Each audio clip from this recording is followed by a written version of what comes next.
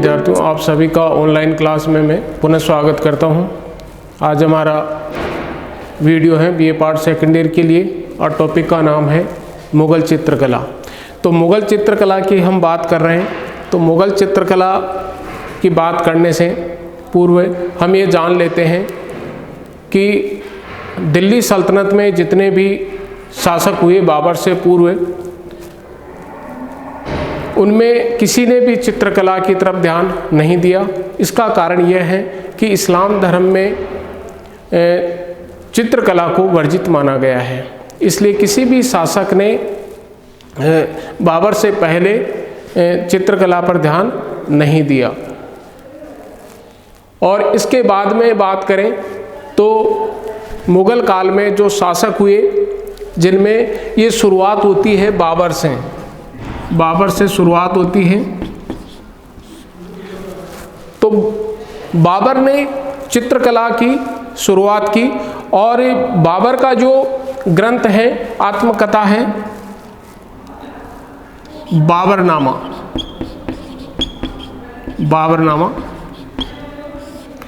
इस ग्रंथ में इन्होंने बहजाद जो चित्रकार था उसका वर्णन किया है।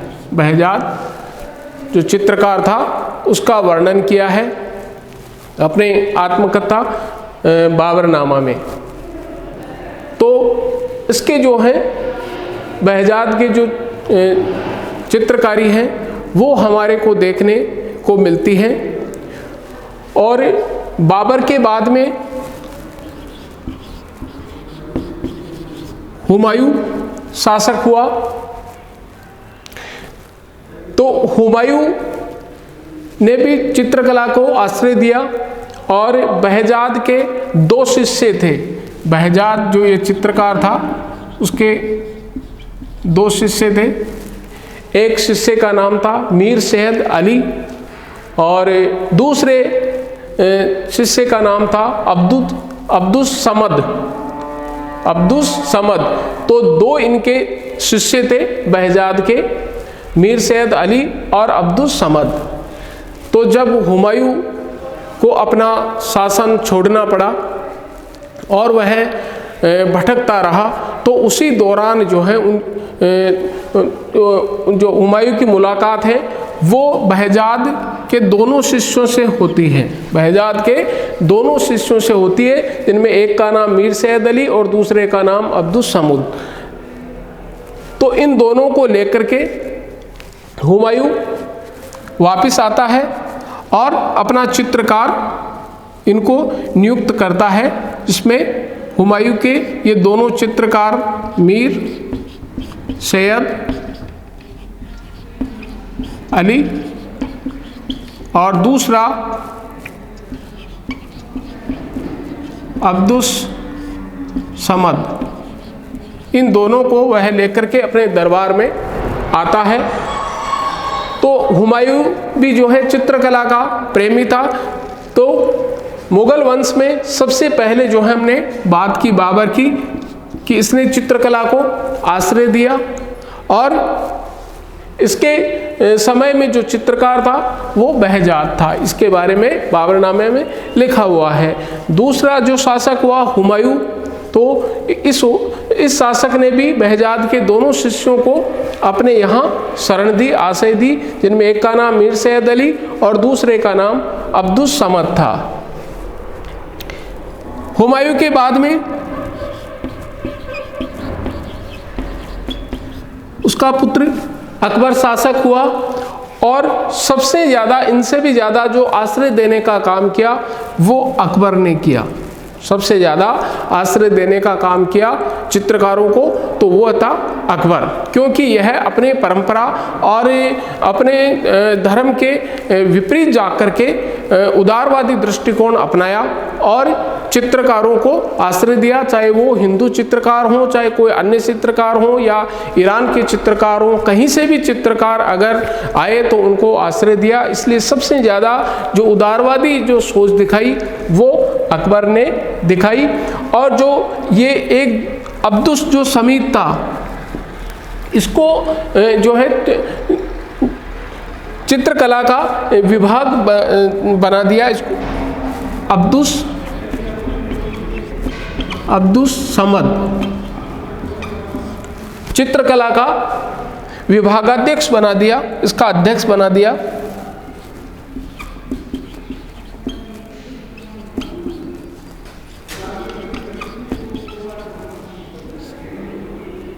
विभागाध्यक्ष बना दिया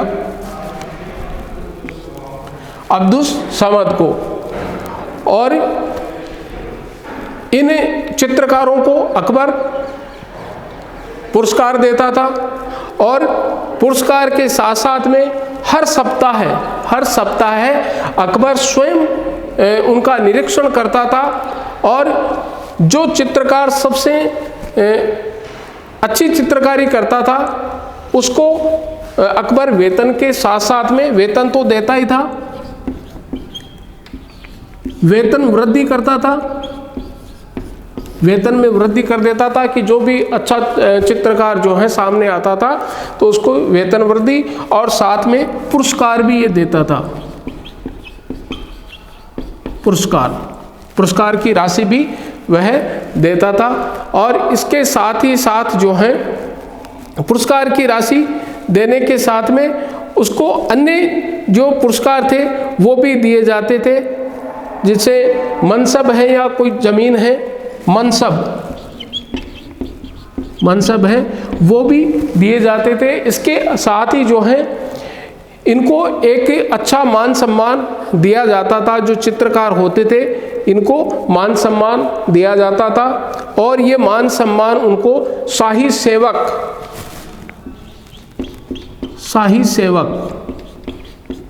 ये चित्रकार शाही सेवक माने जाते थे। तो ये भी एक प्रकार का पुरस्कार ही था कि जो चित्रकार होते थे उनका मान सम्मान किया जाता था। अकबर ने साफ कह रखा था कि किसी भी चित्रकार का अपमान नहीं किया जाए, और वह स्वयं भी सप्ताह भर में निरीक्षण करता रहता था। इसलिए ईरानी और भारतीय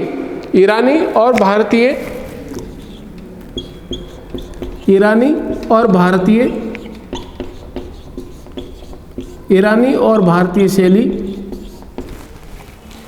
का जो है मिश्रण सामने आता है, और इन सभी चित्रकारों का अकबर ने अपने समय में मान सम्मान किया और चित्रकला को आगे बढ़ाने का कार्य किया। और जैसे अपन ने बात की कि एक विभाग भी बना दिया जिसमें दूर दूर के चित्रकार आते थे और अपनी चित्रकारी के द्वारा अकबर को जो है खुश करने का काम करते थे। और धीरे धीरे ये हो गया कि सभी चित्रकार अब जो हैं अलग अलग जो है उनके पास में एक दक्षता थी, लेकिन वो सारे मिलकर के एक चित्र जो है उन्होंने बनाना शुरू कर दिया ताकि किसी भी प्रकार से अकबर को खुश किया जा सके। तो अकबर के काल में चित्रकला का सबसे ज़्यादा बाबर, हुमायूं, इनसे ज़्यादा जो है अकबर के समय में चित्रकला का ज़्यादा विकास हुआ। तो अकबर ने अब्दुस समद की अध्यक्षता में चित्रकारी का एक विभाग स्थापित किया और इसी के साथ में इनको शाही सेवक का दर्जा दिया और इसके साथ में मनसब भी इनको दिया। तो इस प्रकार से अकबर ने इन चित्रकारों के द्वारा चाहे पक्षी हों, चाहे पशु हों, या फिर जो है प्रकृति के जितने भी दृश्य हैं, जो फूल हैं, तो इन सभी के जो है दृश्य के चित्र अकबर द्वारा बनाने के आदेश इन चित्रकारों को दिए गए। तो सबसे ज़्यादा या यूँ कहें कि दोनों शासकों से ज़्यादा जो चित्रकला को जो बल मिला वो अकबर के द्वारा मिला। और बाबर से पहले जो जितने भी शासक हुए उन्होंने चित्रकला की तरफ कोई ध्यान नहीं दिया, या यूँ कहें कि वो चित्रकला से बचते रहे। लेकिन अकबर ने उदार दृष्टिकोण अपनाया, अपनाया और उसके काल में चित्रकला को ज़्यादा बल मिला। इसके बाद में बाबर का हमने पढ़ लिया, हुमायूं का पढ़ लिया और अकबर का पढ़ लिया। अकबर के बाद में जो शासक हुआ वो हुआ जहांगीर। जहांगीर इन सभी शासकों से ज़्यादा चित्रकला का प्रेमी था। सबसे ज़्यादा अगर चित्रकला का कोई प्रेमी पूछा जाए इन शासकों में, तो सबसे ज़्यादा जो चित्रकला का प्रेमी था वह था जहांगीर। और जहांगीर के जो चित्रकार हैं उसकी अगर बात करें तो जहांगीर का जब राज्यारोहण हुआ था, मैंने यहाँ लिखा भी है, जब जहांगीर का राज्यारोहण हुआ था तो उसका चित्र बनाया गया था, और वो चित्र बनाने वाले चित्रकार का नाम है अब्बुल हसन। अब्बुल हसन ने ये जहांगीर के राज्यारोहण का चित्र बनाया था, और इसी चित्र को तुजुक-ए-जहांगीरी के मुख पृष्ठ पर जो है इसको बनाया गया बाद में। तो ये जो है अब्बुल हसन जो चित्रकार था उसने जहांगीर के राज्यारोहण का जो चित्र बनाया और बाद में तुजुक-ए-जहांगीरी के मुख पृष्ठ पर इसको लगाया गया। तो इस प्रकार से जहांगीर सभी इन शासकों से ज़्यादा जो है चित्रकारी प्रेम था, और यह स्वयं भी एक चित्रकार था, वह स्वयं भी एक अच्छा चित्रकार था। इसलिए जहांगीर के जो समय को हम स्वर्णकाल कहते हैं, इसके स्वयं समय को स्वर्णकाल कहते हैं। क्यों? क्योंकि इसके समय में सबसे ज़्यादा मुगल चित्रकला का विकास हुआ, इसलिए जहांगीर के समय को स्वर्णकाल कहते हैं। जहांगीर के बाद में जो चित्रकला का जो विकास हुआ, शाहजहां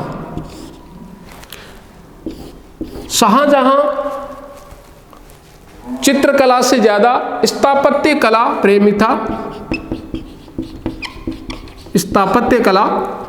था।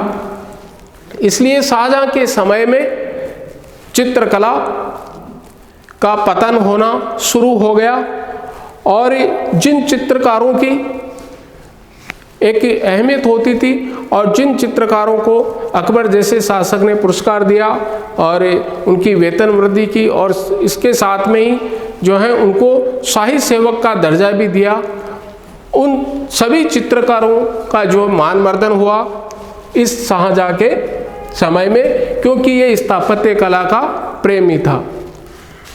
इसके बाद में औरंगजेब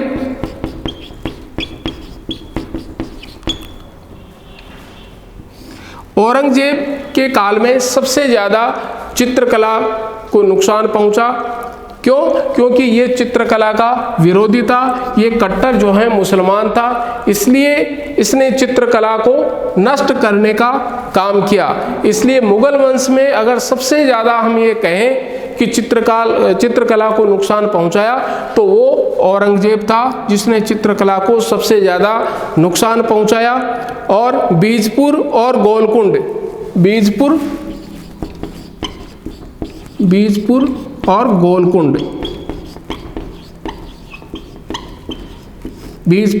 गोलकुंड में जो चित्रकला थी उस महलों में उसको भी नष्ट करवा दिया, और ये नष्ट करवाने वाला शासक था औरंगजेब। तो इस औरंगजेब के शासनकाल के आते आते चित्रकला का जो है पतन हो गया, और जो चित्रकार थे वो बेरोजगारी की तरफ चले गए, या उनको जो मान सम्मान था, जो उनको पुरस्कार मिलता था, जो उनको एक सम्मान मिलता था, वो सम्मान जो है वो उनका समाप्त हो गया, और वो जो है दरबार से निकल करके एक साधारण व्यक्ति की पहुंच तक चले गए। तो इस प्रकार से हम कह सकते हैं कि मुगल चित्रकला में जो है चित्रकला का विकास बाबर से शुरू होता है, और बाबर के बाद में हुमायूं ने जो है उस चित्रकला को आगे बढ़ाया, लेकिन जो है सबसे ज़्यादा आगे अकबर ने बढ़ाया, उदारवादी जो है सोच का परिचय दिया। और इसके बाद में जो है जहांगीर ने सबसे ज़्यादा चित्रकला को आश्रय दिया। क्यों? क्योंकि वह स्वयं भी एक अच्छा चित्रकार था। और उसके बाद में शाहजहां के समय में आकर के चित्रकला जो है उसका पतन होना शुरू हो गया। क्यों होना शुरू हो गया? क्योंकि वह स्थापत्य कला का प्रेमी था, चित्रकला का वह प्रेमी नहीं था। और इसके साथ में शाहजहां के काल में जो चित्रकला थी उनमें भी जो है जो दृश्य जो के चित्र जो बनाए जाते थे उसमें भी अंतर आने लग गया। जो मनोरंजन के जो चित्र होते थे वो इसके समय में लगाए गए, लेकिन औरंगजेब के समय में आते आते ये चित्रकला पतन की ओर चली गई और बीजपुर और गोलकुंड के जो महलों में जो चित्रकारी थी उसको भी हुमायूं ने जो है नष्ट करवा दिया, समाप्त करवा दिया। तो इस प्रकार से मुगल चित्रकला के बारे में आज हमने बात की है, जिसमें बहजाद जो चित्रकार हैं इसके बारे में हमने बात की कि ये जो चित्रकार था वो बाबर के समय में चित्रकारी करता था और हुमायूं में जाकर के इसके दो शिष्य थे, मीर सैयद अली और अब्दुस समद। उसको लेकर के हुमायूं निर्वासन के समय में ये मिले और ये जो है हुमायूं उनको लेकर के आया और इनसे चित्रकारी करवाई। और इसके बाद में जो है अकबर ने उदार दृष्टिकोण अपनाया और उन चित्रकारों का मान सम्मान किया अपने दरबार में।